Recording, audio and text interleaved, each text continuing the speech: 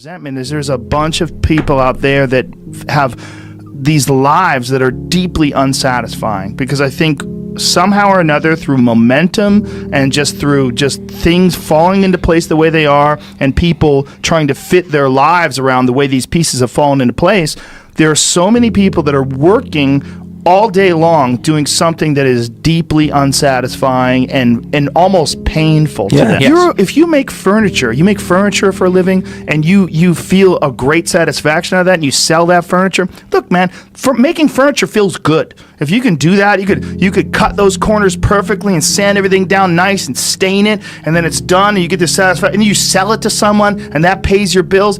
That is infinitely more satisfying than being stuck in some fucking cubicle working for someone that you don't want to work for, having to have these stupid fucking office meetings, talking to people in human resources, sitting down with your supervisor where they evaluate your job performance, and you're not really, you really need to be enthusiastic about this company. This company is your future. This kind of like, you're like, fuck, kill me now. There's a lot of people out there that would way rather do something else, and I hope they understand that they can. Everybody's got these stupid barriers they put in their own head. You got to resist those goddamn things, because they don't do you any good, and they certainly define the potential for your future in a negative way that's not self-serving, and it's not even real. You put this artificial ceiling on the potential for what you're doing. If you hit a wall, okay, that just means you need to regroup and rethink. It doesn't mean that wall's there, especially when it comes to something like social media or like a podcast, something where you like it less, fix that. Figure out a way to do it. You can do that. And this idea that there's no way to get past the starting block today is just ludicrous. It's crazy. And it's just this poor thinking. And people that are trapped in bad situations, one of the problems is you feel like this is your future. You feel like you're fucked and you can't get out of that. There's no hope. There's no light at the end of the tunnel. There's no rainbow. And if you feel like that, that alone can be incredibly defining and limiting.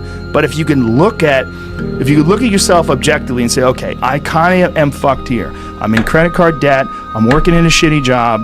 I don't like what I'm doing, but I have some ideas.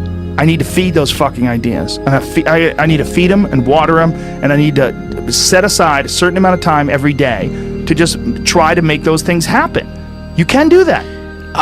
Wondering why other people's success, or wondering why other people are successful, is the refuge of losers. Wondering why other people are successful. Like, who gives a fuck? You can say you think it sucks, but to spend time wondering why someone is successful and hating on someone who's successful, it doesn't do any good. It's like, what is that old expression that jealousy is, it's a poison that does the opposite of its intended, is that your mind, you have a certain amount of bandwidth. This is why I don't read Instagram comments or Twitter comments or YouTube comments. Like, I don't have any time. If I read them, it's an accident. But to seek them out, like, you have bandwidth. I don't spend time wondering why I hate things or hating on someone or being jealous. You have, let's call it units. You have 100 units of bandwidth in your mind. So that means there's 100 units that you can spend on things you care about, or you could let your mind be occupied by some stupid fucking Twitter feud that you're in with some idiot that you don't even know, and you could spend 30% of your Twitter bandwidth or your mind bandwidth on this, and then you only have 70% for the things you love. And then maybe you're involved in some fucking relationship with someone who's an idiot, and you're arguing back and forth with them. Well, there's another 30% that's gone. Now you have 40% left. You have 40% for the things you love instead of 100%. But if you only concentrate on the things you care about that mean something to you, and I think that there's a lot of people out there that think somehow or another you're going to get to some place where you're living in silk sheets and you're getting your toes done while someone's dropping grapes into your mouth. I don't want that. I've never wanted that. That guy's not going to be happy. He's going to be bored. An hour into the grapes, you're going to get those fucking grapes away from me. Stop painting my toes. What am I doing in this bed? I got to do something. I'm not stimulated.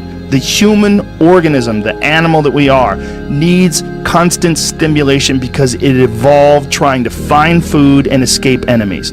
and find shelter, escape nature, escape the elements, try to survive. And this is the great joy that you have in taking care of your children, that you can protect your children from the elements and the enemies and feed them. And it's also the great sadness that you see in losers.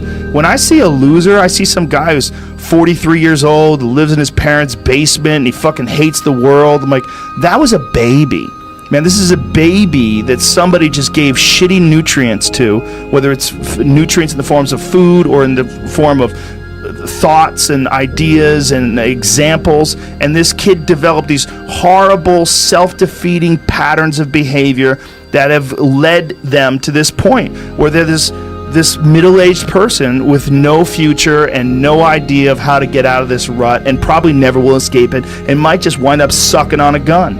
You know, I mean, this is the world that we live in today, and I think part of that world is because we have been fed this line of horseshit that you're supposed to seek comfort, and I don't think you are.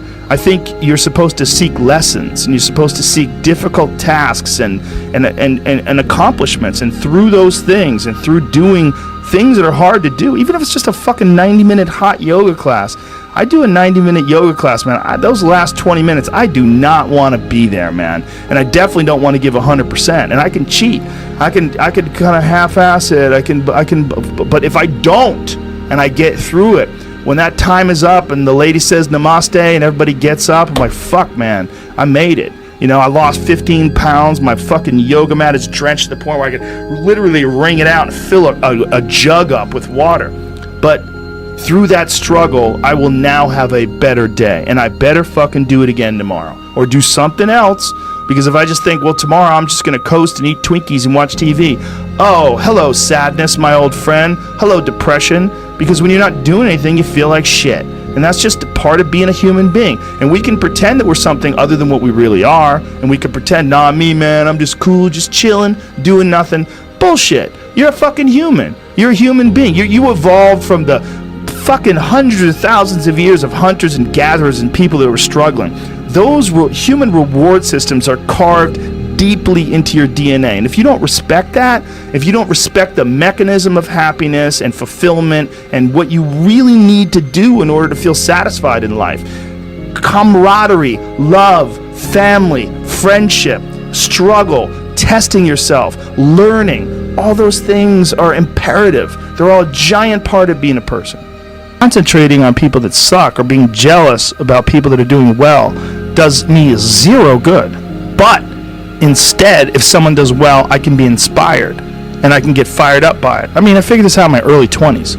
I was like, okay, this is I have a poor way of looking at it, because it's a martial arts thing. Because in martial arts, like, you can't be jealous of someone else's ability. You have to realize you might have to fight them someday. So by realizing that they're really good, you're forced to be objective about it, and you have to go to work. Like, you have to go, fuck, that guy's better than me. I got to get better. And you have to go to work. Right.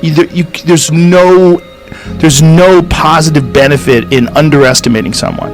Underestimating someone will get you fucking killed. Like, literally. You're gonna get, this is something I've cultivated for a long time, and avoided things that make me unhappy, and figured out what those things are, and been very rigid about eliminating them from my life.